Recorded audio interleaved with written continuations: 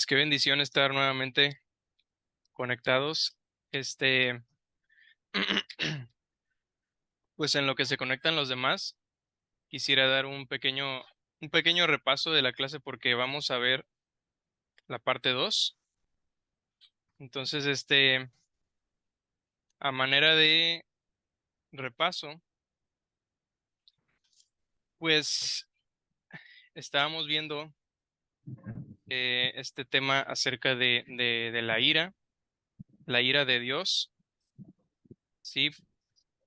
¿Por qué es importante ver este tema? ¿Por qué eh, cuando uno estudia los atributos de Dios, es importante ver este aspecto, este atributo del Señor?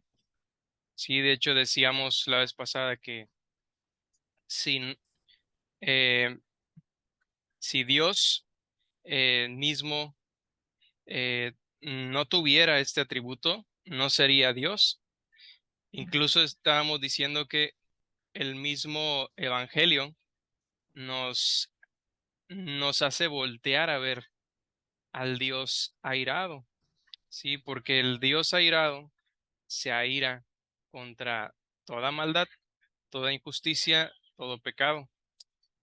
Entonces, el Evangelio mismo habla de su ira.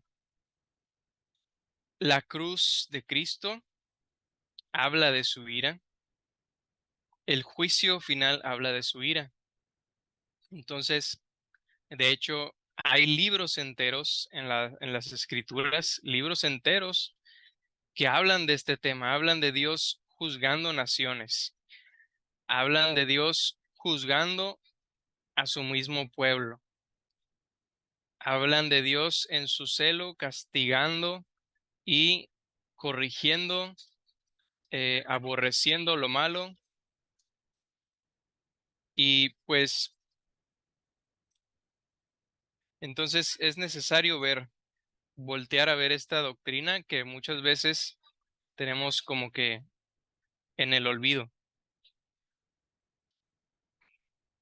Ok.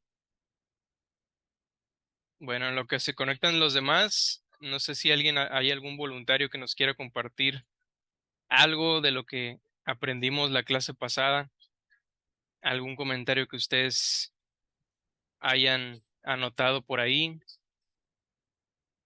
No sé si algún voluntario quiera participar. Fresca, si gusta, él es el maestro. Está sin micrófono ahora.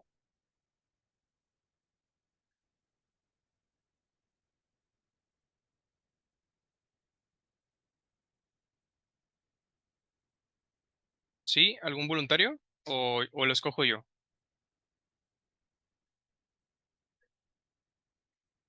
Miguel. Ah, ok. Bueno, Sí, vamos. buenas noches. Buenas noches, Miguel. ¿Nos quisieras compartir algo de... Sí, sí, claro. Sí.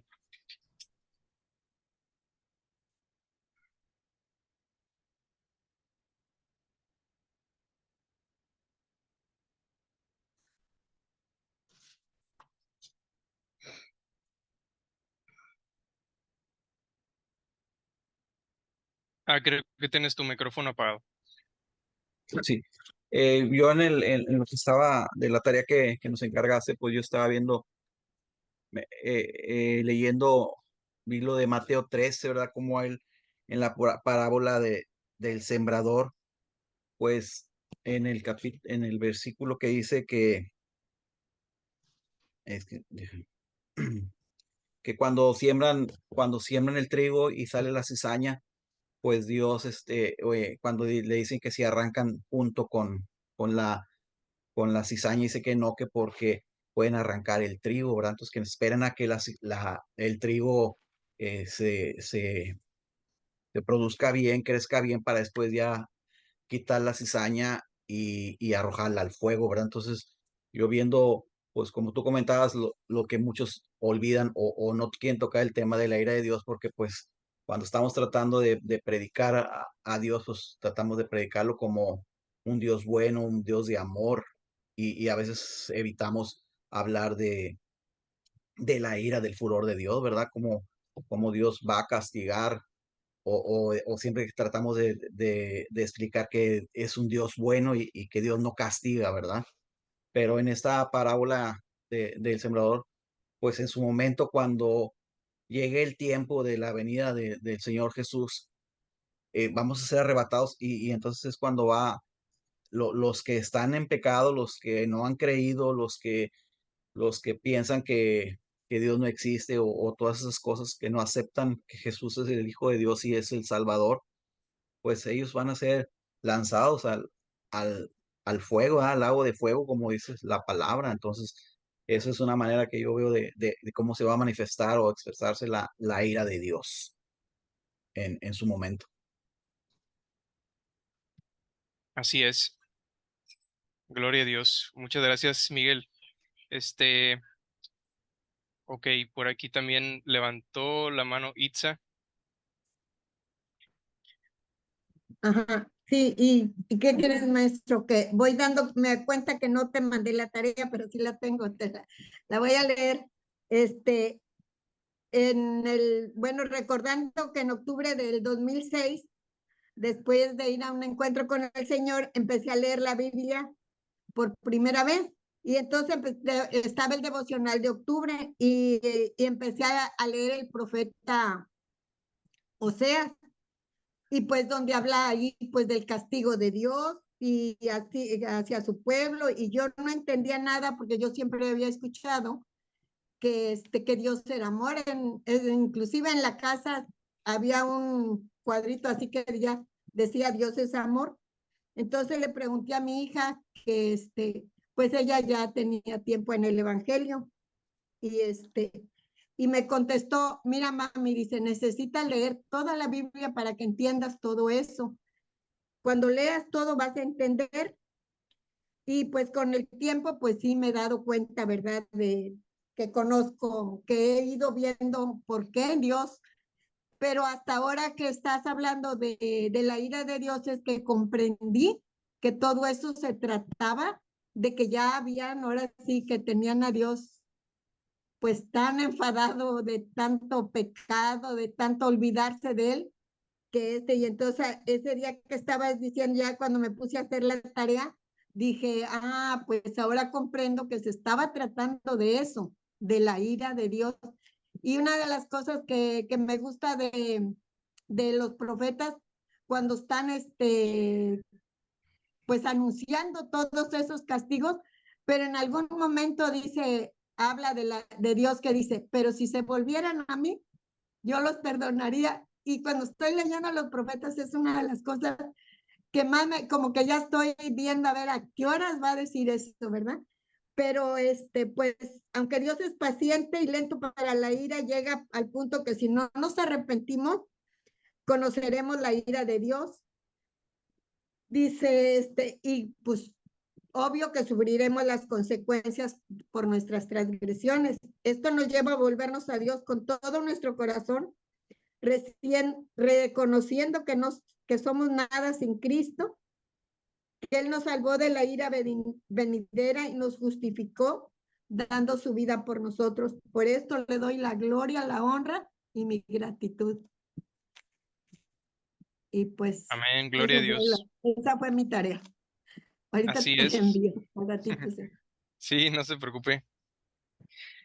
Ok, bueno, todavía nos da tiempo para uno más. Alicia también levantó la mano. Sí, sí, maestro. Bueno, yo me fui primero para ver qué es para nosotros lo que es enojo, o más bien dicho, ira. Ira significa enojarse, indignarse, tener coraje.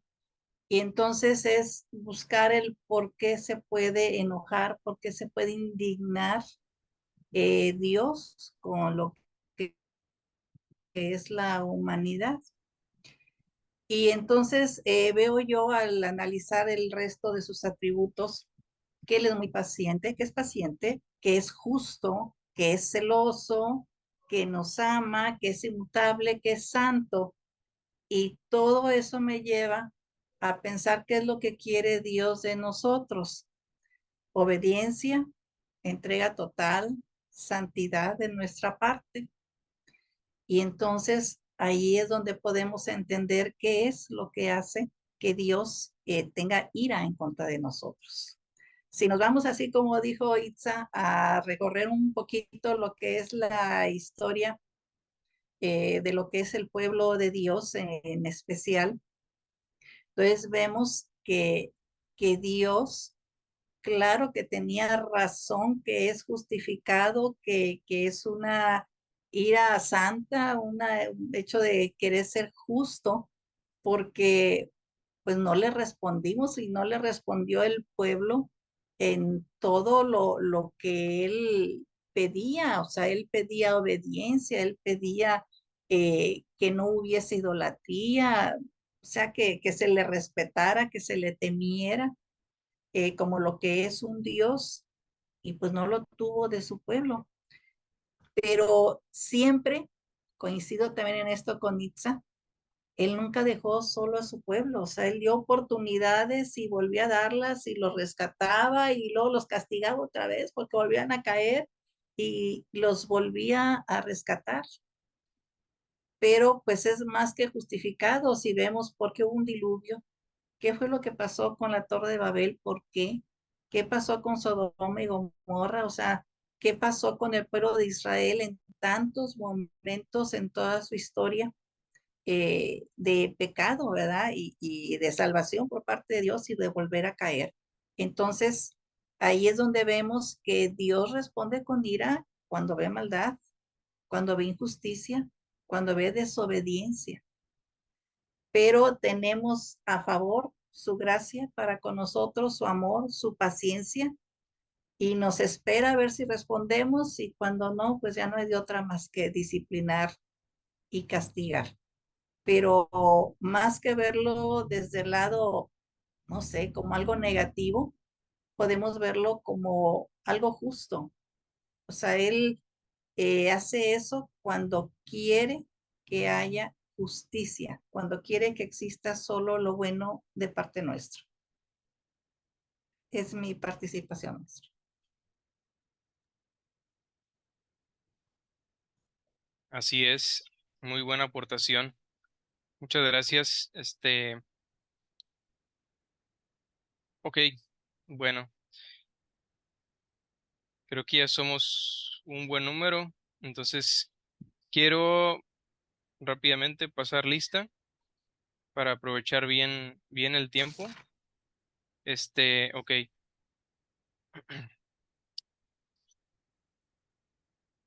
Aquí tengo la lista. Tengo a Gloria.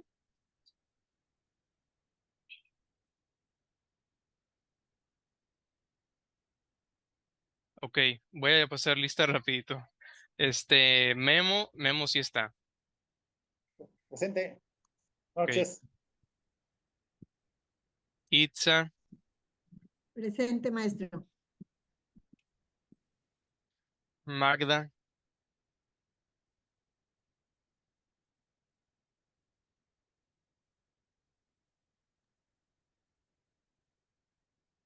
Margarita. Sí.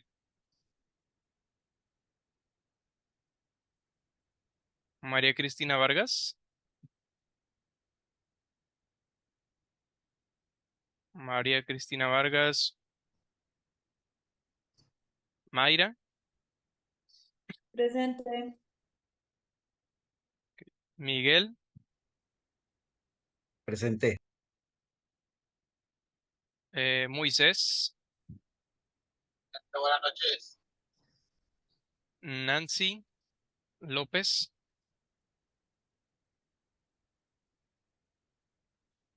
Oscar.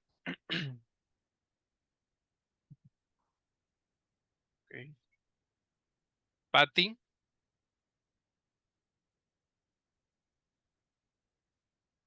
¿Dónde está Patty? Okay. Perla. Presente. Alicia. Presente, maestro. Carmen Valleza. Ah, ok, Presente. ok. Nora Elisa González. Presente. Y Ceci Castro.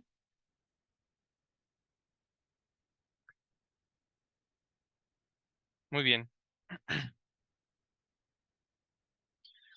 Ok, bueno, pues, ¿qué les parece si oramos? Vamos a orar. Voy a ir compartiendo aquí mi pantalla.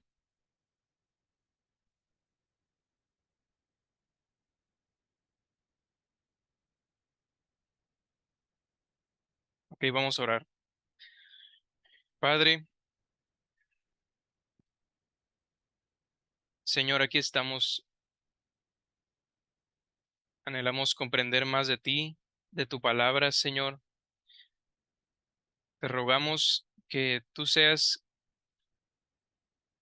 iluminando nuestro entendimiento de ti en esta noche y que podamos comprender cada pasaje, cada frase en tu palabra, ir construyendo un conocimiento de ti firme y fuerte, cimentado en las escrituras, a no omitir ni dejar fuera, Señor, ninguno de los aspectos que tú dices de ti mismo, Señor. Muéstrate y glorifícate, Señor, en medio nuestro. Muéstranos tu gloria, tu grandeza, tu majestad, tu hermosura a través de todos y cada uno de tus atributos, Señor. Hoy estamos estudiando tu ira, Señor, eh, y es algo admirable, es algo asombroso para nosotros. Ayúdanos, Señor, a ser fieles en todo momento en lo que tú dices de ti mismo, Señor. Así que encomendamos todo esto en tus manos y gracias te damos en el nombre de Jesús. Amén. Ok, muy bien. La vez pasada estábamos hablando acerca de que la ira de Dios es como uno de esos yo, yo decía que a veces siento como que estoy desempolvando algo cuando estoy hablando de este tema porque eh, se habla muy poco acerca de Dios como un Dios airado que se enfada contra el pecado, contra la maldad, un Dios que condena, ¿sí? Hablamos muy poco de acerca de ese Dios que castigará toda maldad y que aún enjuicia al mundo, un Dios que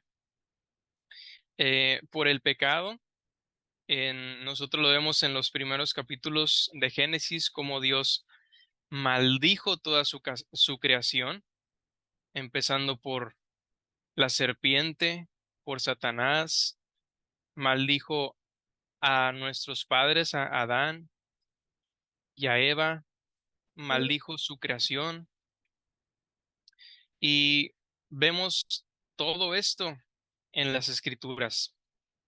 De hecho, en las escrituras muchas veces se habla más de los juicios de Dios que de sus promesas.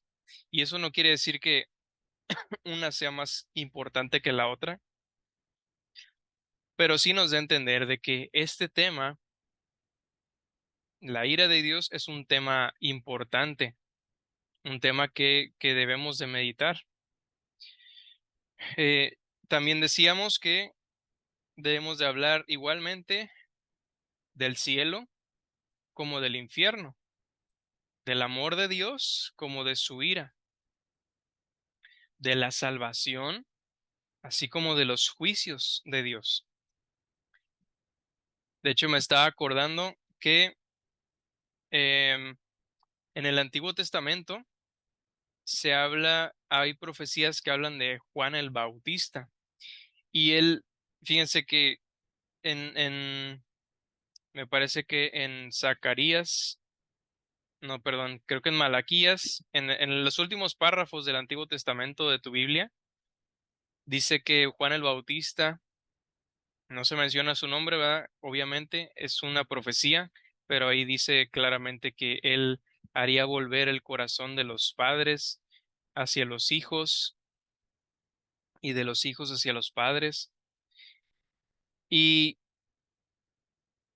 y en el Nuevo Testamento vemos cómo es que Juan ejerce ese ministerio de hacer volver los corazones de los padres hacia los hijos, es decir, una manera figurada de hacer ver cómo él iba a guiar a las personas al arrepentimiento. Y en el Nuevo Testamento vemos a Juan el Bautista predicando fuertemente a los pecados de todo el pueblo, predicando el arrepentimiento, el perdón de los pecados, hablando del infierno, de la ira venidera, y de esa manera Juan, señalando el Cordero de Dios que quita el pecado del mundo, vemos a Juan el Bautista y Jesús dice, Juan era un violento para el reino. Sí, él era una persona que predicaba así. Y él dice, no hubo profeta como él, como Juan el Bautista. Pero fíjense la relación. O sea, Juan demostrando el amor hacia los pecadores, predicando de esa manera. ¿Sí? Entonces, a veces decimos, no, pues es que si hablamos muy duro, muy, muy directo, podemos juzgar a los demás, podemos no sé, hacer ver a un Dios que no está en la Biblia, pero realmente cuando nosotros advertimos fielmente a los pecadores como nosotros, ¿sí? Así como una vez alguien nos advirtió a nosotros y nos animó a venir a Cristo, es lo más amoroso que podemos hacer por los demás. Eh, Así como la ira de Dios es un tema muy olvidado el día de hoy, actualmente. También nosotros vemos que el día de hoy el, el tema del infierno, dice aquí este texto, ser Jesús hablándoles a los fariseos y les dice, serpientes, generación de víboras, ¿cómo escaparéis de la condenación del infierno? ¿Cómo es que culmina la condenación de un pecador? Culmina con que Dios lo envía a un lugar de tormento eterno,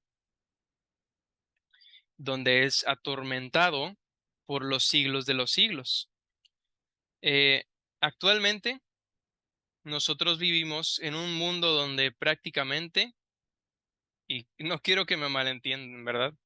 Pero actualmente nosotros vivimos en un mundo donde aparentemente el infierno ya no existe, ¿sí?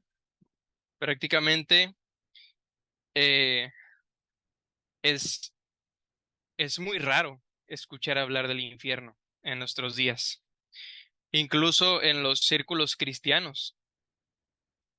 Un tema que, como lo había dicho, es el Señor Jesús fue la persona que más habló del infierno cuando estuvo en esta tierra, ¿sí? Cuando se hizo hombre y estaba en su ministerio los 3 años que él predicó a Israel. Eh, Él hablaba del infierno, pero actualmente el mundo ha prácticamente olvidado esa doctrina. Hay donde hay muchas personas que no se preocupan por el estado de sus almas, por el destino de sus almas. ¿Sí? No son comunes las conversaciones donde tú dices, tú le preguntas a las personas, cuando tú mueras, ¿a dónde vas a ir? No es común tocar este tipo de temas y este temas que apuntan a la conciencia de las personas. Eh, Hay personas, como dije, que no se preocupan por sus almas.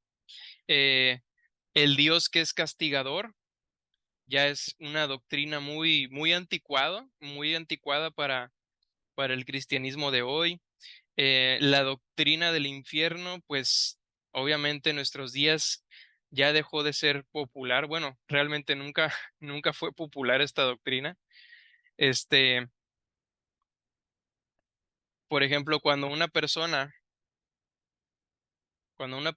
fallece, en automático todos a una voz dicen, no, pues ya está descansando, gracias a Dios. ¿Sí?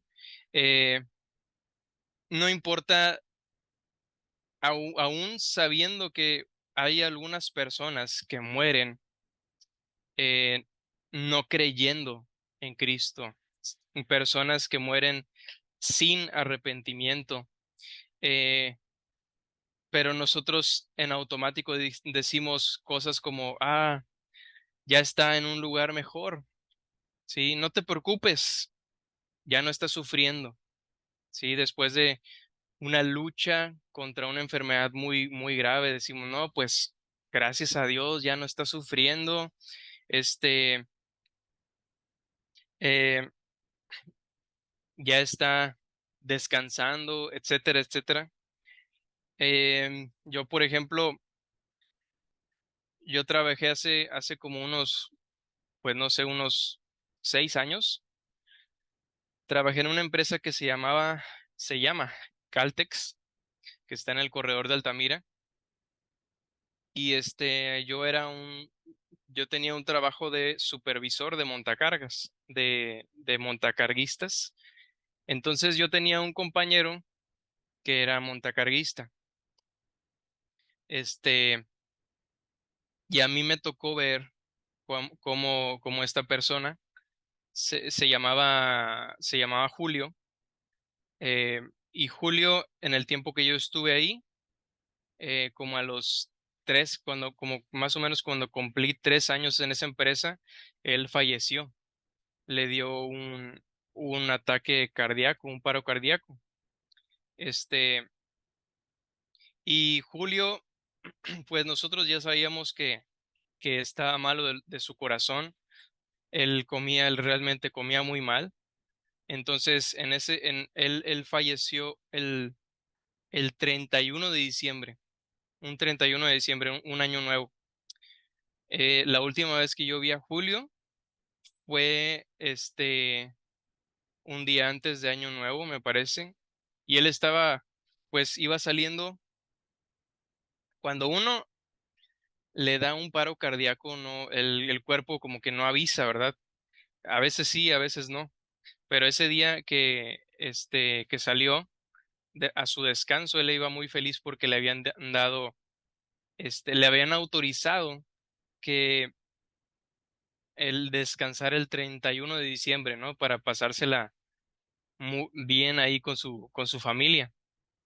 Este, pero ese mismo día, el 31 de diciembre, nos avisaron que él había tenido un paro cardíaco y ese día nos dijeron que estaba en el hospital muy grave y a las poquitas horas, pues nos avisaron que él ya había fallecido.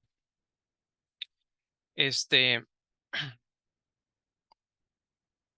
él murió, él falleció en medio pues él tomaba mucho, ¿verdad? Era alcohólico y pues él falleció así, en medio de su familia, pues, una típica noche de 31 de diciembre con una familia, pues, tomando, etcétera, así. Y así él falleció. Y pues obviamente a mí me dolió mucho. Yo fui a su velorio, su velorio fue en su casa y pero pues em, yo sabía dónde estaba él y no es por juzgarlo, ¿verdad? No es por ni juzgar ni nada por el estilo, sino simplemente, pues, su vida nunca dio un testimonio de haber recibido al Señor Jesucristo o un cambio de vida, un cambio de corazón, ¿sí? Un fruto del Espíritu Santo. Nunca hubo nada de eso en él. Y pues cuando yo fui a consolar y a orar por su esposa, pues yo simplemente le dije que Julio era un muy buen amigo y un buen trabajador, pero yo nunca le pude decir, Julio está descansando, sí, Julio está en un mejor lugar. Y eso es tan triste porque a todos Dios nos da un tiempo de vida específico y a todos Dios nos manda a través de muchas personas oportunidad tras oportunidad para venir a Él. Él es paciente para con nosotros, no queriendo que nadie perezca, sino que todos procedan al arrepentimiento, y eso ya lo vimos. Entonces, la Biblia habla de un lago de fuego, ¿sí? Habla de un lago de fuego, a veces se habla de la palabra infierno. Esta palabra que la Biblia traduce como infierno, literalmente en el griego es la palabra génema, perdón, génema. ¿Qué significa génema? Génema, aparte de ser una palabra así normal, también en Jerusalén era un lugar. Había un lugar que se llamaba el Génema. ¿Y qué era este lugar? El Génema era un valle que estaba en Jerusalén, donde ahí las personas y pues los basureros de esa época, ahorita vemos pues por tu casa pasa el camión de la basura y se lleva tu basura en un tanque, ¿verdad? Y lo lleva a algún lugar. Algo así más o menos era el Génema. El Génema era un lugar donde llegaban todos los desperdicios de la ciudad. Eh, y ahí en ese lugar se quemaban todos esos desperdicios. Entonces, eh, Jesús utiliza esta palabra, génema, para referirse a aquel lugar donde las almas de los perdidos van a ser arrojadas y van a recibir su castigo merecido, su retribución, como lo estábamos viendo, donde el juez va a hacer justicia sobre sus almas. Y nosotros aquí lo traducimos como infierno, pero más o menos esa es bueno, para que tengan una referencia. Eh,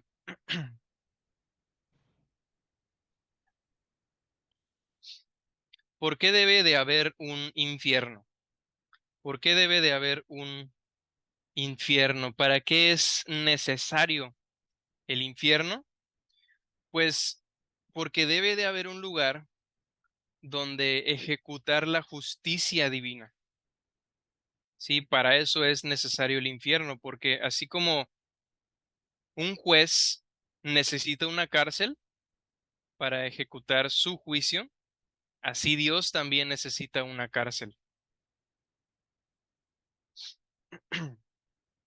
Entonces, si los reyes terrenales tenían prisiones para los malhechores, entonces, pues Dios también debe tener la suya, debe tener su prisión. Entonces, y más Dios, porque Él es el juez de jueces, el juez de toda la tierra. Entonces, es un lugar tan terrible que la Biblia lo describe así, como un lago de fuego, lo describe como lleno de gusanos, donde el gusano no muere, sí, donde el fuego no se apaga, es descrito como estas imágenes. eh, Jesús dijo, por ejemplo, aquí en Mateo 9 del 47 al 48, dice, si tu ojo te fuere ocasión de caer, sácalo. Mejor te es entrar en el reino de los cielos con un ojo que teniendo dos y ser echado al infierno. Y dice, describiendo el infierno, dice, donde el gusano de ellos no muere y el fuego nunca se apaga. Entonces, como lo había comentado, ¿verdad? Jesús es la persona que más habló del infierno y la persona que más hizo descripciones, hizo ilustraciones de lo que venía sobre, sobre aquellos que se pierden. Entonces se habla de un lago de fuego. También, por ejemplo, aquí en Apocalipsis 20:15, dice, el que no se halló inscrito en el libro de la vida, dice, fue lanzado al lago de fuego. El infierno es un lugar, si nosotros si podemos describir el infierno, también es un lugar donde tú no vas a estar solo, ¿sí? Así como en el cielo vas a tener una compañía con nuestros amados hermanos que creyeron en Cristo por la fe, que fueron salvos por pura gracia, por la pura misericordia de Dios, ¿sí? Así como tú y como yo, así en el infierno también los pecadores no van a estar solos. De hecho, el infierno no solamente va a estar lleno de los pecadores no arrepentidos, sino que también va a estar repleto de Satanás y sus demonios, ¿sí? Entonces, pecadores, demonios, ángeles caídos, el mismo diablo va a estar ahí. Dice en Mateo 25:41, entonces dirá también a los de la izquierda, apartaos de mí, malditos, al lago eterno preparado, ¿para quiénes? Para el diablo y sus ángeles. Entonces es un lugar donde va a estar el diablo, los ángeles y aquellos que quedaron sobre maldición, ¿sí? Gloria a Dios por Jesucristo que nos libra de toda maldición, de toda condena. Eh,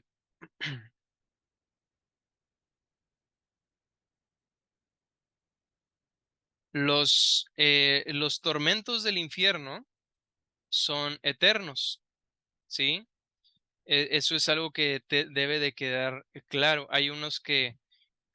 Eh, hay unos que abogan por una doctrina que se llama la aniquilación del alma, ¿sí? ¿Y qué es esta doctrina de la aniquilación del alma? Eh, es una doctrina falsa, no es bíblica, pero dice que un día el alma será totalmente exterminada y va a dejar de existir. Pero esto es falso. Tanto en el cielo como en el infierno, el alma va a seguir existiendo eternamente. ¿Sí? Eh, sí, eso yo creo que es muy claro en las escrituras. La Biblia jamás, en ningún versículo te vas a encontrar con que el alma deja de existir, sino que siempre va a caer en un lugar que es eterno. Tanto el cielo es un lugar eterno, como el infierno también es un lugar eterno. Por ejemplo, aquí en Apocalipsis 14:11 dice, y el humo de su tormento, dice, sube por los siglos de los siglos. ¿Sí? Es decir, el tormento que va a ser experimentado ahí en este lugar es eterno. Sube, su tormento es por los siglos de los siglos. Hay un puritano, bueno, un escritor bíblico que era pastor en una iglesia, este, por allá de los años 1700 más o menos. Él se llamaba Thomas Watson y se los recomiendo mucho. Si alguna vez quieren leer un buen libro, de esos libros viejitos cristianos muy bonitos, yo les recomiendo mucho leer a Thomas Watson. Él tiene un libro que se llama Los 10 Mandamientos. Y en ese libro hay un párrafo donde él describe, la eternidad del infierno, ¿sí? Él está describiendo la eternidad del infierno. Y él dice, después de haber estado en el infierno millones de años, su castigo está lejos de terminar como en el principio, dice él. Y luego hace una ilustración que yo creo que debe de causar mucho temor, sí, en nuestros corazones principalmente, y también nos debe mover a mucha compasión, sí. Él dice que imagínate que imagínate que estás en una playa, ¿no? Imagínate que estás, lo voy a hacer para que sea más entendible, ¿no? Imagínate que estás en Tampico, en Playa Miramar, y ves toda la arena, sí, toda la arena que está ahí en la orilla de la playa, y de repente llega un pajarito,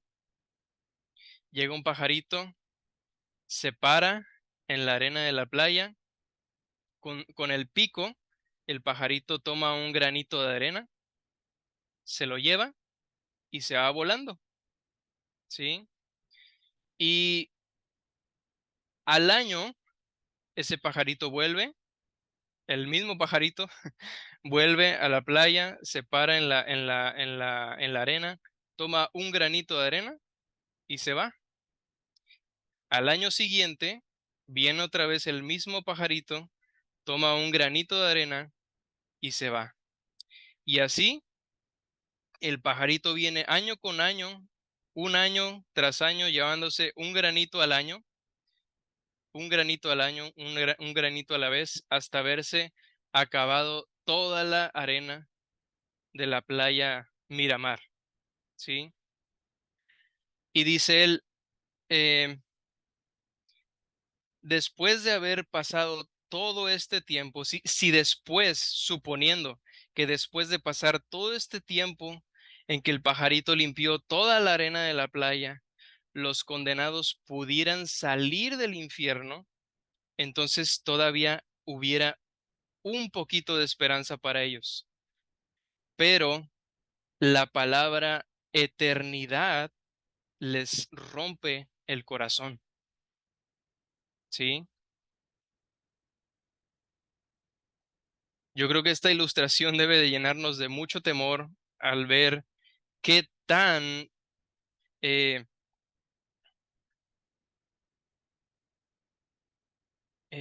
no sé ni cómo describirlo con palabras, pero este, esto nos debe de romper el corazón también a nosotros y llenarnos de compasión y hacernos predicar urgentemente, sabiendo que los tormentos del infierno no solo son horribles, sino que son eternos, ¿sí? Nunca terminan.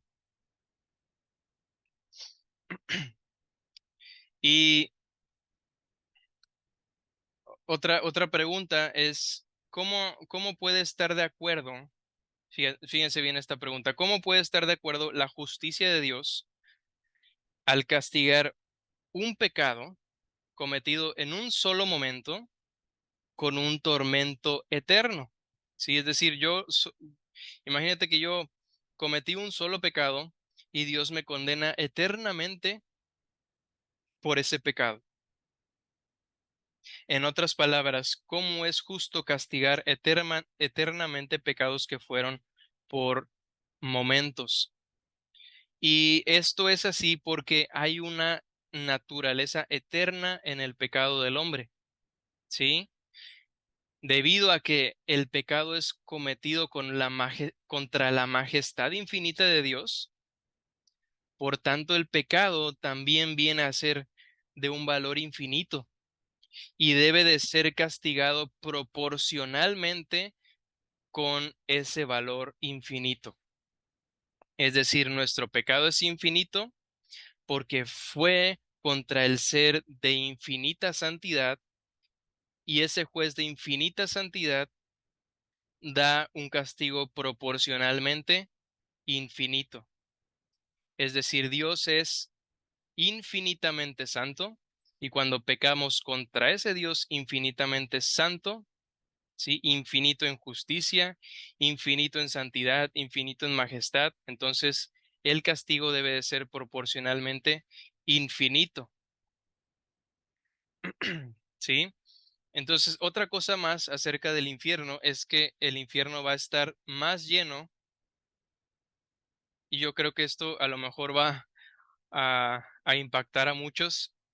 El infierno va a estar más lleno de almas condenadas que el cielo de almas redimidas. Sí, lo voy a repetir otra vez. El infierno va a estar más lleno de almas condenadas que el cielo de almas redimidas. ¿Sí? ¿Y de dónde sacas eso, Lalo? Bueno, la Biblia dice, por ejemplo, en Mateo 7 del 13 al 14, dice: entrad por la puerta estrecha, porque ancha es la puerta y espacioso es el camino, ¿sí? Espacioso es el camino que lleva a la perdición. Y fíjense bien lo que dice. Y muchos son los que entran por ella. Es decir, muchos son los que se pierden, ¿sí? Son los que entran por ella. Y luego dice, porque estrecha es la puerta y angosto el camino que lleva a la vida. Y enfatiza otra vez Jesús y dice, y pocos son los que la hallan. Y escucha bien, si tú tienes a Cristo, ¿sí? Si tú tienes a Cristo, si Cristo ha cambiado tu corazón, tú debes de estar muy, muy, muy agradecido, ¿sí? Porque de toda la masa, ¿sí? Del mundo, el número, los millones y millones de personas que entran por la puerta estrecha, ¿sí? Y se pierden. Jesús te atrajo a ti, me atrajo a mí, ¿sí? Por la puerta angosta, ¿sí? Eh, debemos de estar muy, muy agradecidos. Entonces, por eso el infierno estará más lleno de almas condenadas que el cielo de almas redimidas. Cuanto más los elegidos debemos de estar agradecidos con nuestro Señor Jesucristo, porque Él dio su vida por nosotros y Él nos libró, ¿sí? de ese castigo eterno. Yo creo que entre más tú meditas del infierno, tú más agradecido debieras de estar. Sí, Señor, gracias porque me libraste de todo eso que yo merecía justamente. Sí, gracias porque tú sufriste todo ese castigo por mí. Gracias porque esa condenación, esa perdición que yo merecía, tú la sufriste en tu cuerpo en esa cruz. Gracias porque todos mis pecados quedaron sepultados en esa cruz, en esa tumba, sí, para nunca más volver a verlos. Y el último punto, el último punto es: el Hijo nos libra de la ira venidera. Es decir, Jesús, el Hijo de Dios, es el único que nos puede librar de esa ira venidera. Primera de Tesalonicenses 1:10 dice: y esperar de los cielos a su Hijo, a nuestro Señor. Dice: el cual resucitó de los muertos, a Jesús. Y dice: quien nos libra de la ira venidera. Amén. Eh, ¿Se acuerdan del sermón que estábamos leyendo la clase pasada? Pecadores en manos de un Dios airado por Jonathan Edwards. Bueno, él terminó su sermón, ¿sí? Él terminó su sermón así. Dice: por tanto, todo aquel que esté sin Cristo, fíjense, después de haber predicado por 1 hora acerca de todos los tormentos del infierno, de la ira venidera, de la justicia de Dios, él dice: por tanto, aquel que esté sin Cristo, despierte ahora y huya de la ira venidera. La ira del Todopoderoso se cierne ahora sobre la gente en gran parte de esta congregación. Que cada uno huya de Sodoma. Dense prisa y escapen por sus vidas. No miren hacia atrás. Escapen a los montes, no sea que perezcan. Y así terminó su sermón. Él hace referencia cuando él dice: escapen a los montes y no sea que perezcan. Cuando él dice eso, él hace referencia a cuando Lot y su familia iban saliendo de Sodoma y Gomorra. ¿Sí recuerdan esa historia? Cuando ellos iban corriendo, que los ángeles iban incluso jalándolos de las manos para que huyeran de la destrucción de la ciudad. Y de repente la esposa de Lot voltea hacia atrás y se convierte en piedra, ¿no? Eh, Él hace referencia y dice: escapen a los montes, ¿sí? Escapen del juicio.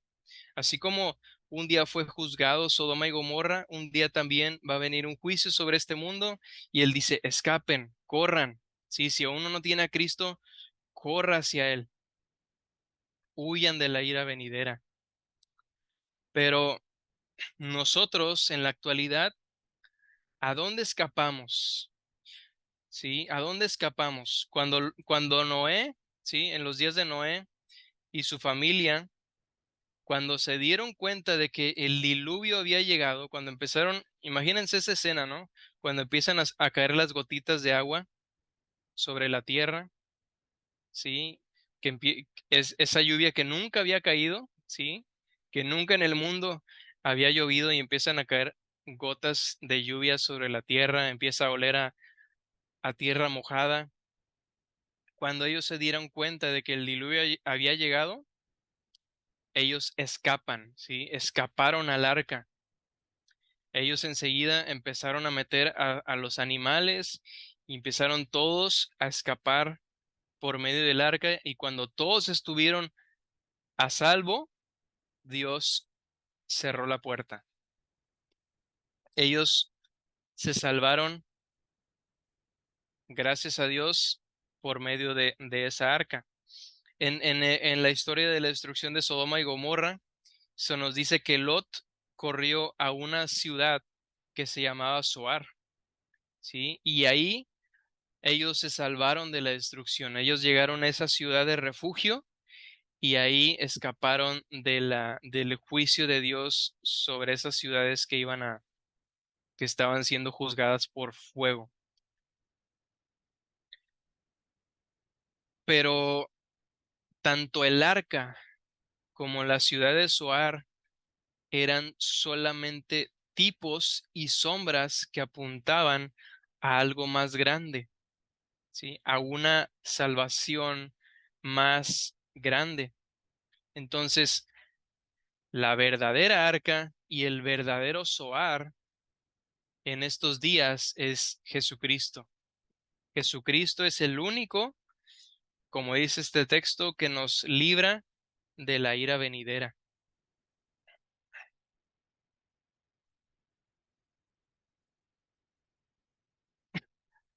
Jesucristo nos puede librar de la ira venidera porque Él mismo sufrió en su cuerpo esa ira.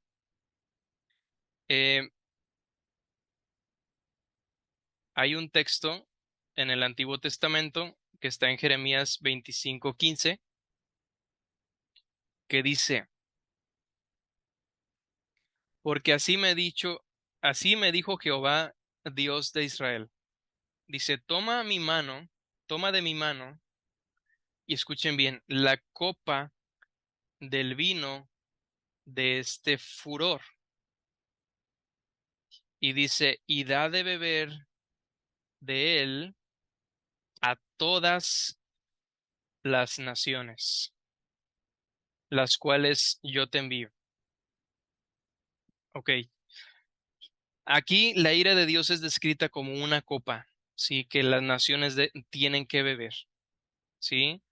El vino rojo, ¿sí? Imagínense, es una copa de vino rojo, un rojo muy fuerte, ¿sí? Que ilustra la ira de Dios, ¿sí? El enojo de Dios contra toda maldad, contra toda injusticia, ¿sí? Es descrito como esa copa.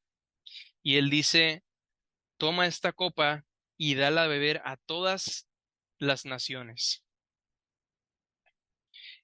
Nosotros somos salvos, ¿sí? Somos libres de toda condenación porque esa misma copa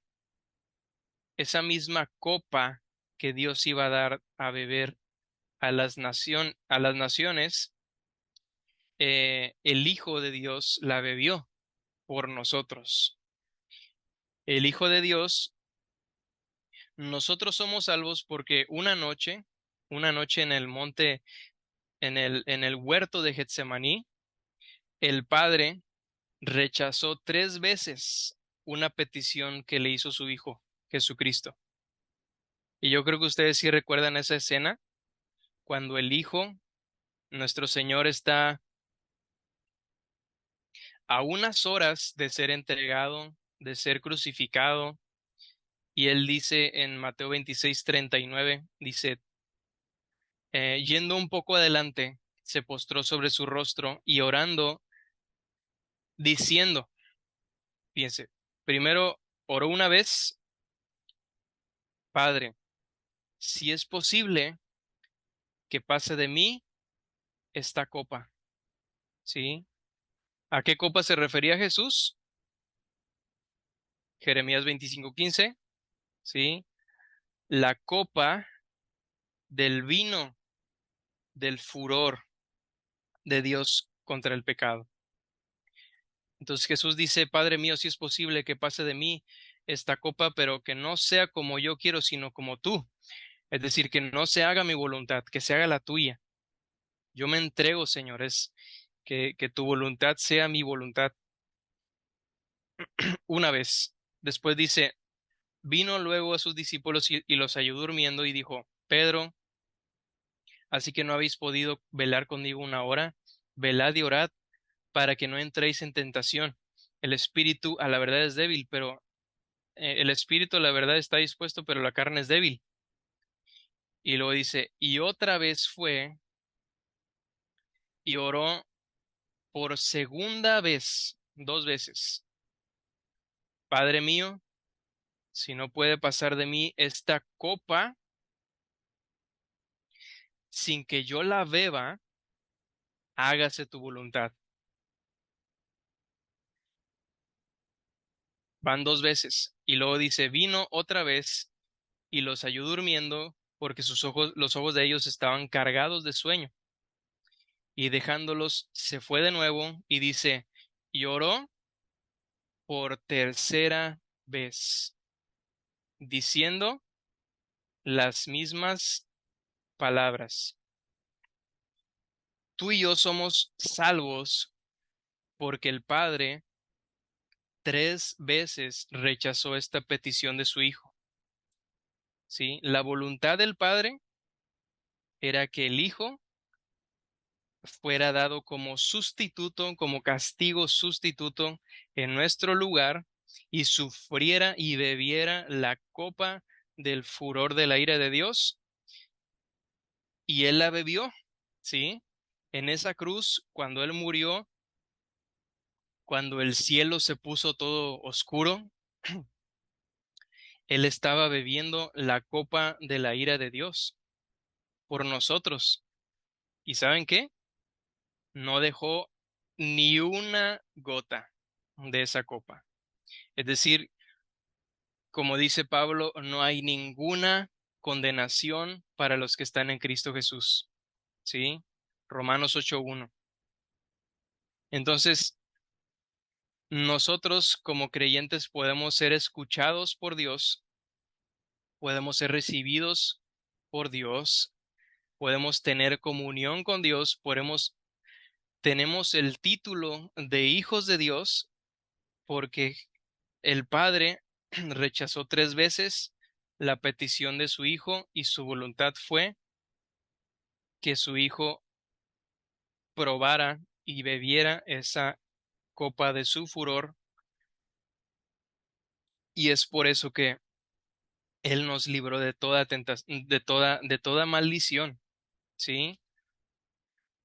Él cargó toda nuestra maldición. Él, como dice la Biblia, nuestros pecados fueron clavados en esa cruz, ¿sí? Y no los vamos a ver nunca más, ni aunque 1000 demonios, ni aunque Satanás mismo esté acusándonos delante de quien tú quieras, nuestro Señor ha quitado toda condenación sobre nosotros, somos totalmente libres, ¿sí?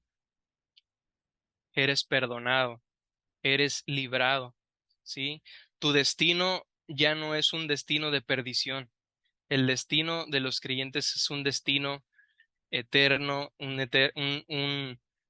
un descanso eterno con Dios para siempre. Entonces, ¿cuánto más nosotros debemos de advertir y orar por los demás? ¿Sí? Así como Él nos libró a nosotros, nosotros también debemos de predicar en amor, ¿sí? Acerca de esta salvación tan grande y, y, y no debemos de descuidar esto. Hay una historia, bueno, no es una historia, es como una ilustración porque no fue real, pero había un, había un hombre, una persona que una vez fue a una exposición de arte, a un museo, y y en ese museo, ese hombre estaba paseándose eh, a lo largo de ese museo, iba encontrando cuadros muy, muy hermosos, muy bonitos. Entonces, cuando, cuando llegó a un estante muy grande, vio un cuadro muy, muy hermoso y él dijo, wow, este es el cuadro más hermoso que yo he visto en toda mi vida, ¿sí? Y se quedó contemplándolo ahí, se quedó maravillado, ¿verdad? Estaba viéndolo, lo vio 5 minutos, lo vio 10 minutos y seguía maravillándose de la belleza de esa pintura. Y este, el cuadro era de una persona que estaba en medio de una tormenta. Sí, estaba una tormenta alrededor de él con rayos y con lluvia, sí, y el viento se veía fuerte, pero ese hombre estaba agarrado con sus 2 manos. Ese hombre estaba aferrándose a una cruz que estaba en medio de la tormenta, sí, y al hombre le pareció algo muy, muy hermoso, ¿verdad? Y después siguió caminando sobre ese museo y siguió viendo más y más cuadros, y de repente llegó a otro cuadro igual de grande y dijo, no, me equivoqué, ese cuadro no era el más hermoso, este cuadro sí es el más hermoso que yo he visto en toda mi vida. Y, y el segundo cuadro que él vio fue igual, era un hombre que estaba en medio de una tormenta muy fuerte, y había rayos, había lluvia, había los mismos vientos fuertes, pero ese hombre estaba aferrado con una mano, estaba aferrado a una cruz, ¿sí? Pero con la otra mano estaba agarrado estaba agarrando a otro hombre, ¿sí? Estaba agarrando a otra persona. Y yo creo que esa es una ilustración de, de cómo debemos de ser todos nosotros, ¿no? Nosotros somos salvos de ese juicio, somos salvos de esa ira, y nosotros nos aferramos a esa cruz, pero con la otra mano debemos de alcanzar a otros, ¿sí? Para que en medio de la tormenta que venga, nosotros estemos seguros, estemos bien seguros, bien anclados, bien cimentados en Cristo nuestro Señor. Amén.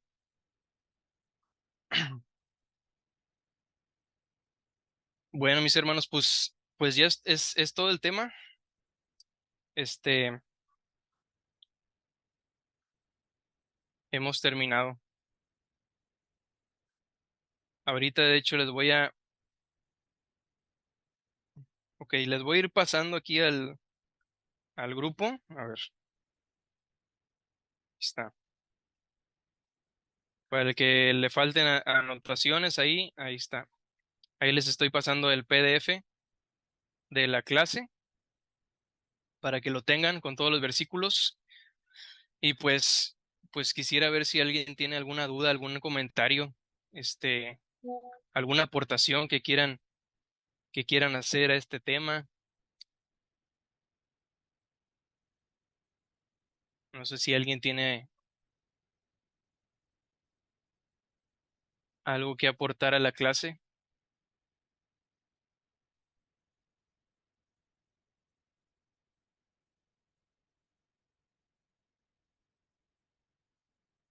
¿No? ¿Nadie?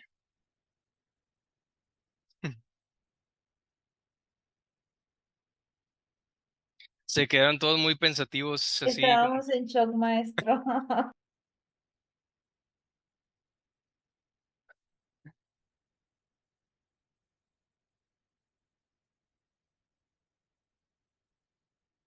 pues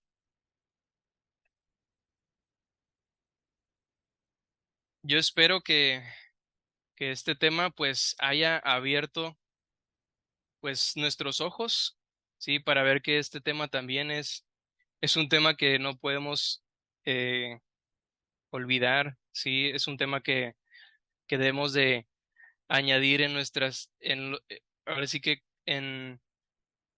a todos los que enseñan la Biblia, a todos los que predican, a todos los que evangelizan, a todos los que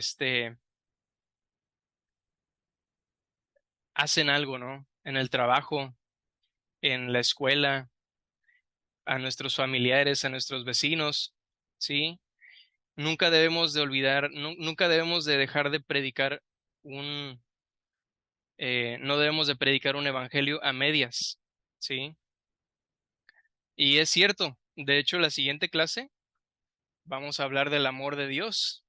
Y yo creo que muchos aquí a lo mejor hasta chillamos en la siguiente clase, ¿verdad? Porque es un tema, si el tema de la ira de Dios toca el corazón, el tema del amor de Dios lo toca aún más, ¿sí? Pero nunca debemos de ver a Dios, dejar de ver a Dios como ese diamante, ¿sí? Ese diamante que es un diamante precioso, ¿sí? Que tiene muchos, este, así como los diamantes tienen varios lados, así Dios tiene tiene varios atributos. Y ninguno de ellos deja de ser, es poco importante, ¿sí? Entonces, el evangelio debemos de predicarlo en su totalidad. Así es hermoso el evangelio, así el evangelio salva, ¿sí? Eh, yo creo que lo más bonito que le ocurre a un pecador es cuando empieza a entristecerse por su pecado, ¿sí? Y empieza a ver a ese Dios que es tan santo que no puede cohabitar con el pecado. Y en ese momento, sí, es cuando el Espíritu Santo abre el corazón, ¿sí? Abre el corazón y lo transforma, ¿sí? Entonces, ahí es donde en verdad eh, es cuando el Evangelio surte ese efecto que todos nosotros queremos, que surtió efecto en nosotros, ¿sí? Cuando nosotros predicamos de eso, el Espíritu Santo trabaja, ¿sí? En el corazón del hombre, ¿sí? Dice la Biblia que el Espíritu Santo, su trabajo es convencer de pecado, de justicia y de juicio. Pero, ¿cómo es que el Espíritu Santo convence de pecado, de justicia y de juicio? Por medio de nosotros, ¿sí? Por medio de dice la Biblia, la locura de la predicación, ¿sí? ¿Cómo es que a Dios le plació salvar a los hombres? Por medio de la locura de la predicación, ¿sí? Entonces, somos testigos, nosotros somos los verdaderos testigos de Jehová, ¿sí? En el buen sentido de la palabra, ¿sí? Y como buenos testigos, debemos de ser fieles a todo lo que está escrito, ¿sí? Yo creo que eso es lo que, lo que quiero que se les haya quedado hoy. Y pues, no sé si alguno no tiene algún comentario, pues oramos, sí, que el Señor, pues obre nuestros corazones, que nos bendiga, que nos ayude a vivir así, sí, así. Yo creo que yo también me quedé así, ¿verdad? A pesar de que yo soy el que doy la clase, el Señor me autopredica también.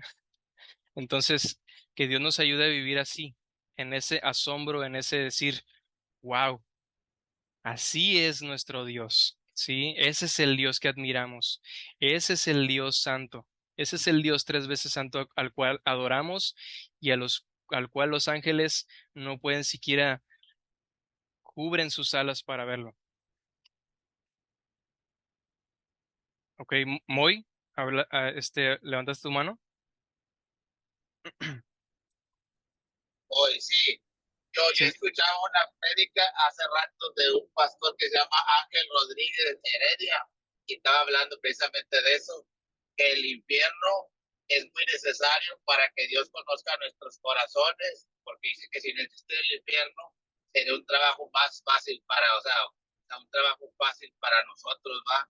Y es lo que decía el pastor, dice, o sea, el infierno es muy necesario, ¿por qué? Porque, o sea, Dios así hace cuenta que te pone, o sea, la aflicción, el problema de modo para que tú busques el arrepentimiento y, o sea, para ver en verdad lo que tienes en tu corazón, ¿verdad? Y es lo que él decía, el pastor, que dice así, el infierno es necesario para que todo pueda fluir, porque si no es que sea todo un trabajo más, o sea, un trabajo fácil para uno como pecador, va a decir, no, como quiera pena, como quiera me voy a ir al cielo, va, o sea, y eso no debe ser así. Entonces, eso fue lo que dijo también, o sea, predicar, o sea, o sea lo que es verdadero, o sea, del infierno y lo que es, o sea, también la salvación, es como usted decía hace rato, hace rato.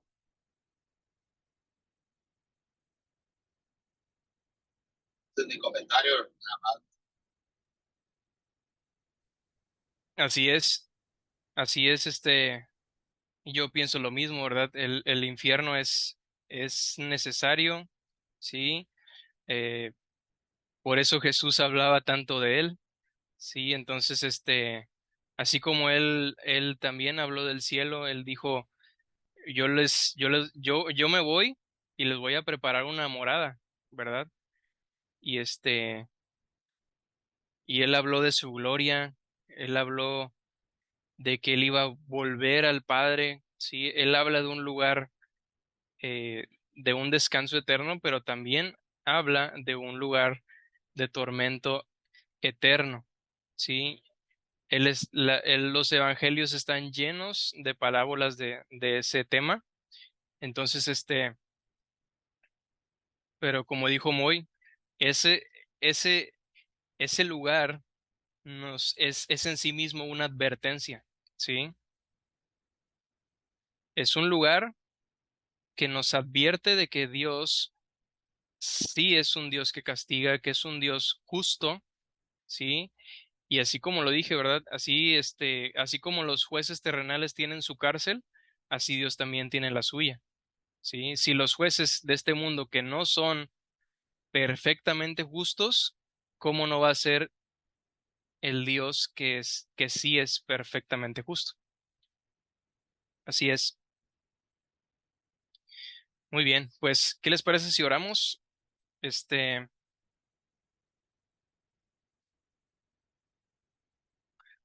de este tema, pues nada más les voy a encargar un devocional, ¿sí? O sea, no, este, para que ya no vayan a ser dos, ¿sí? Yo sé que este tema fue algo largo, así que lo di en dos partes, pero no se preocupen, si ya me enviaron ustedes su devocional, ya no me lo vayan a enviar otra vez. El siguiente tema, pues, ya va a ser otro. Este,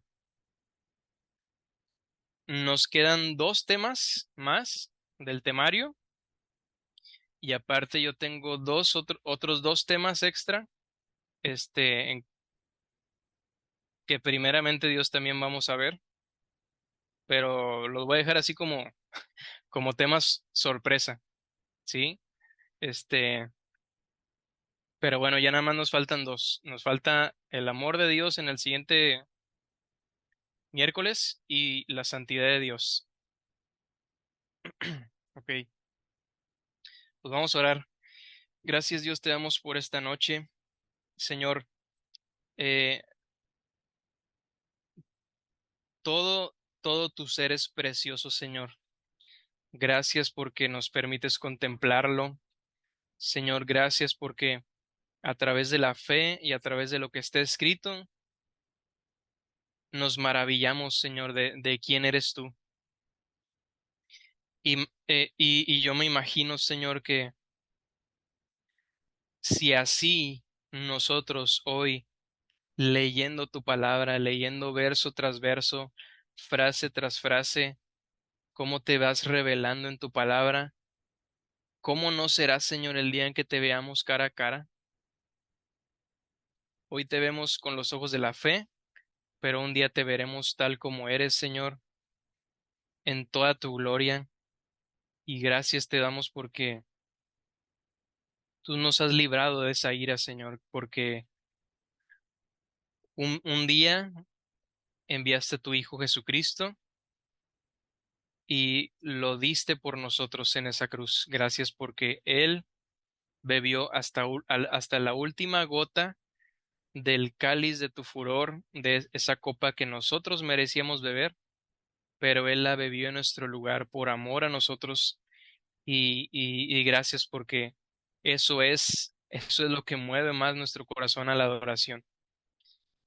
Que entre más meditemos, Señor, en ese lugar de tormento, en ese lugar de juicio, Señor, que tú tienes preparado para todo pecador, Señor, que más y más nuestro corazón se llene de contentamiento, de esa gratitud por haber conocido a Cristo, de que tú, Señor, por medio de tu Espíritu Santo nos revelaste a Cristo y que también esta doctrina, Señor, nos ayude a perseverar más en compartir esto que hemos recibido, Señor, a otros.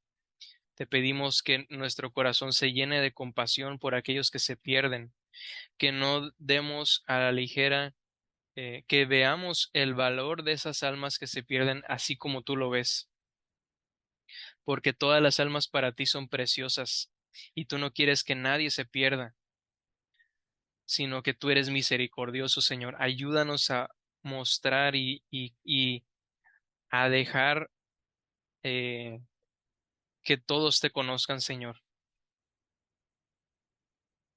Gracias te damos Precioso Dios, en el nombre de Jesús. Amén.